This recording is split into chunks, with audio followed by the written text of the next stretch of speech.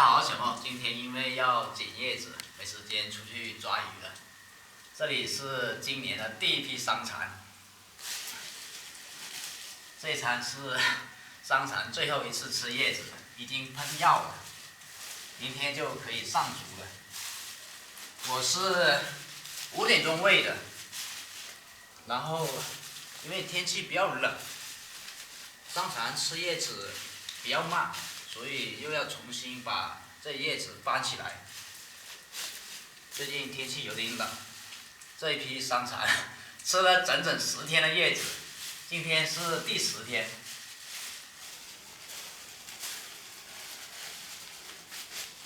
之前有很多朋友给我留言说对养伤蚕比较感兴趣，这次我就跟大家讲解一下伤蚕的生长过程，让大家更加的了解伤蚕是怎么养的。伤蚕从蚕蛹孵化成小伤蚕，再到吐丝，分为5个阶段，我们称它为10、20、30、40、50。刚从蚕蛹孵化出来的小蚕，我们称它为10。一般情况下，它会吃4天叶子，吃完4天叶子之后，它要睡觉。蚕睡觉挺可爱的，头都是竖起来的，一动不动的。一般都会睡1天1夜。睡完觉之后再醒起来，它身上就会蜕一层皮，然后我们就称它为20，以此类推到50。蚕起50的时候是最辛苦的时候了，它那几天要不停的吃叶子，吃叶子也比较猛。今天晚上桑叶上面我喷了一层脱皮激素，就是蚕吐丝的一种药。养伤蚕还是需要一点技术的，在这里我就不说的那么仔细了，说的太仔细的话，说半个小时都说不完。伤蚕最容易感染的病有3种，第一种就是脓病了，一旦伤蚕感染了脓病，它整个身体就会慢慢的腐烂掉。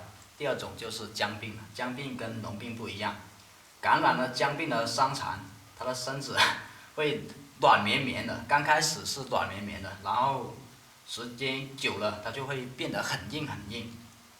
不过僵病也挺值钱的，1斤僵病能卖个60块钱，好像是一种药材来的。第3种就是铁蚕了，铁蚕就是伤蚕光吃叶子长不大，也不会吐丝。这个伤蚕就是准备要吐丝了，不吃叶子了。挑一个给大家看一下，这个看上去身子上面有一点带青的，这个就变得有点发黄。一般蚕准备要吐丝的时候，我们一走进蚕房就能闻到一股有一点香味的，这个也是要靠经验去判断的。今年伤茧的价钱还不错啊，别人养得早的，前几天已经开始卖伤茧了，25块钱1斤，1公斤就是50块钱。如果今年价钱一直能有这么稳定，都是在20多块钱1斤的价钱的话，今年养伤蚕能赚到一点钱。我第一批养的是半张，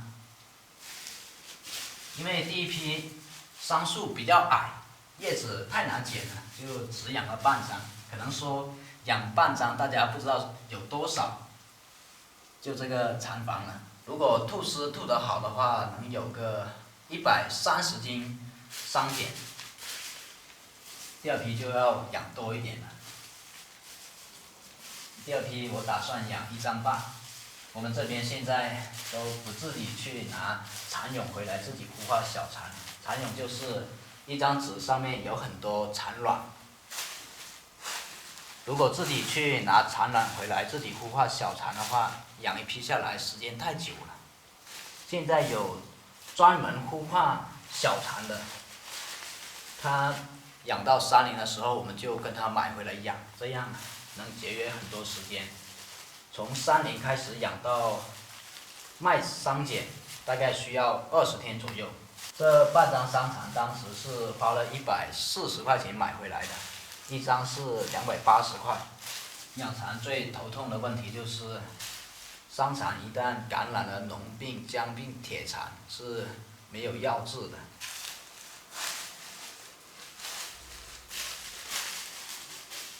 我们这边零几年的时候，养伤残可以说是在全国挺有名的，每家每户都养好多好多伤残。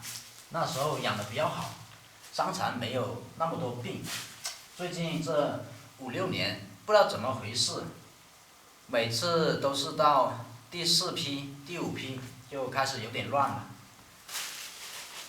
蚕很容易感染病。所以最近这几年养伤残养得不好，很多人都不愿意养伤残了，大多数人都出去打工了。去年就没赚到什么钱，因为去年价钱比较低。去年第1批那时候是11块钱还是12块钱1斤。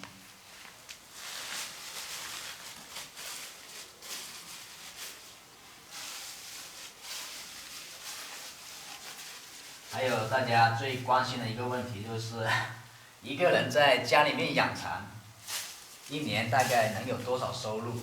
我就大概跟大家说一下吧。这也是要看价钱，还有养伤残的质量怎么样。今年养伤残，我的目标是6万块钱。我给大家算一下，能有多少纯利润？先扣化肥钱，化肥钱，因为是2季嘛。1季是3000块钱，2季就是6000，然后就是买小伤残的钱了。上半年养个7批，下半年的话养个6批，就是13批。从第2批开始，我都是1张半1张半来养的，1张就是400块钱，13批就是我算了5000块钱了，5000块钱再加个刚才的6000。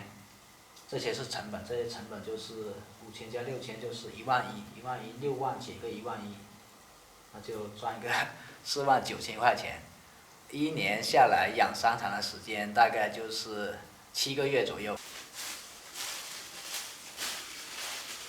再算一下，这7个月下来，平均1个月能赚多少钱？刚才是49000，再除以7，那就1个月能赚个7000块钱吧。但愿今年养伤残没什么病虫。